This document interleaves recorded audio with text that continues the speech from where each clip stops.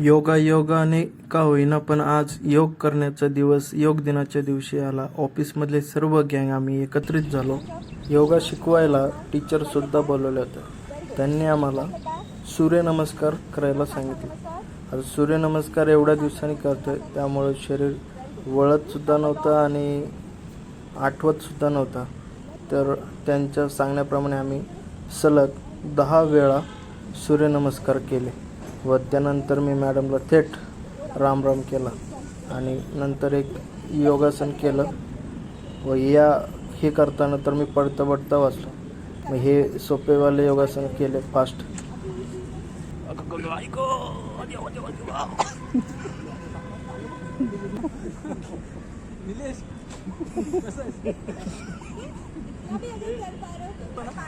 शेवटी माझं फेवरेट शवासन करून योगा सेशन संपला.